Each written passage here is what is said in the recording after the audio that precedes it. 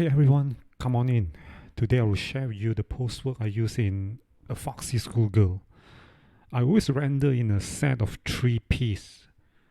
The fill render which has the model and the scene, the key light render which brings out the detail on the model and create a bit of drama, and the last one which is the rim light.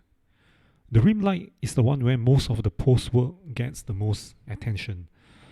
So let's take a look at it. So this is the fill render where you have the model and this scene together, no color correction, no nothing, this straight from Daz Studio. And then this would be the key light render that brings out more detail. And this is my favorite, the rim light render. Okay, so through postwork you can make your character truly pop.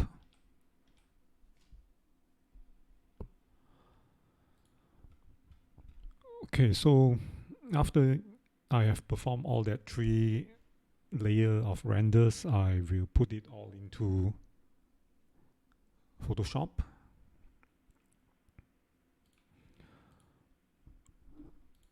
So the normally Daz render is a bit dark and I don't prefer to manipulate the ISO or the environment light over there. So normally I would just use the built-in camera raw filter and adjust the exposure from here. So this is some of the typical setting that I always use. The exposure, my recommended one will be somewhere between 0.5 to 0.8. You could go higher than that if your scene is really dark. At this point, I don't recommend adjusting the temperature, so just leave it as it is first. So after that, I will blend in with the fill light. Normally the opacity level I'll go for is around somewhere between 50 to 80%. Yeah, this will make it looks lighted well enough, but it's not overwhelming, right?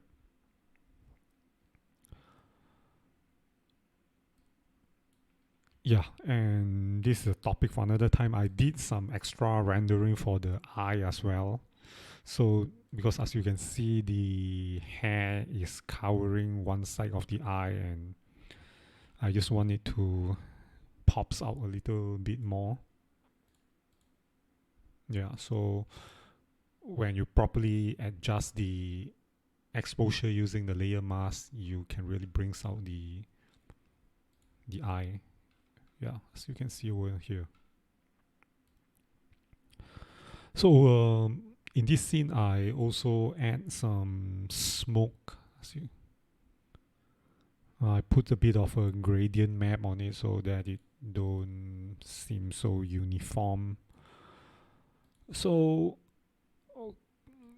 yeah, so after that is done, I will combine these 2 base render, which consists of the fill light and the key light. Yeah. So after that is done, I will work on the rim layer.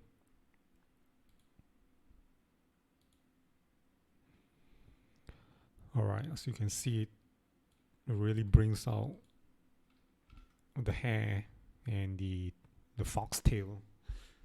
Yeah, one thing I want to note is that not all the Daz hair is configured so that the light goes through it properly. You'll notice that if you use different hair product and it is not so, how should I say, receptive to light. So over here, using just the single piece of the rim light render, I generate 3 glow layer using different strength of Gaussian blur. So when I mix it all up, I will get this result. Okay, then I'll save it. Alright, I'll get a final, just name it as a 0.1 version.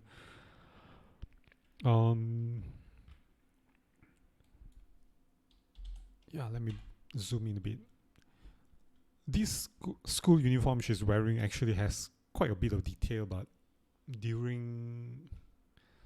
by default it's not very obvious. So the Nick filter has a nice option through the color effects pro form.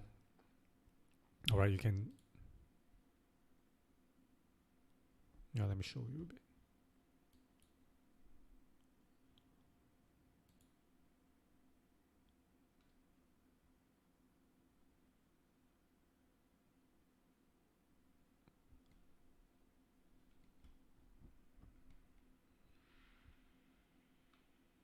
Right, over here.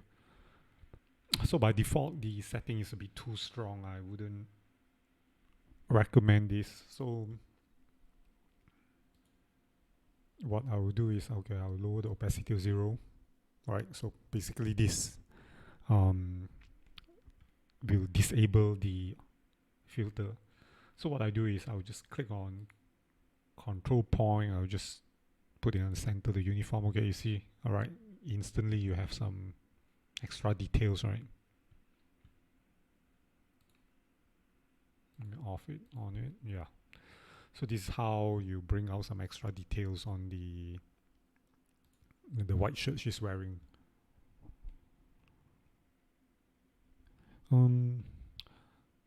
As this render has a strong yellow hue, you can correct it through the camera raw filter, or sometimes I prefer to use some color lookup, some professional color grading, right? The effect's much nicer. So after this is done, okay, I'll just under eraser, it's also under Nick collection. It's over here. So normally what I do is I will just add control point. I'll just click a few on the body, and then I'll just boost up the, oops. Yeah, you can group these two guys together.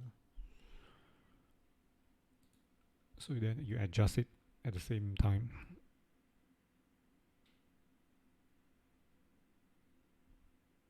Yeah, so that,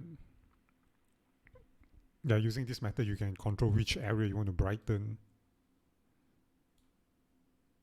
Of course, it's a bit too strong. I'm just giving you an example. So this is how you make the center, the parts where you want to manipulate, and then you leave the background alone.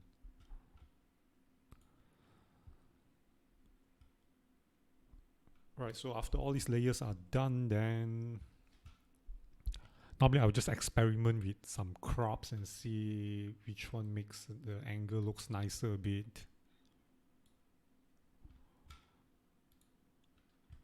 And my end result is, oh wait, I forgot the thing.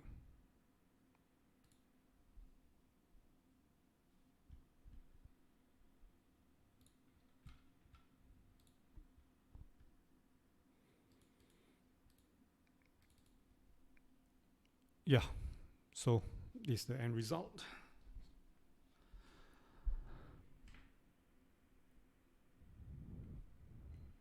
Yeah, if you enjoyed this video, please subscribe. I will have more of my works coming. I'll make some videos on it. Thanks for watching.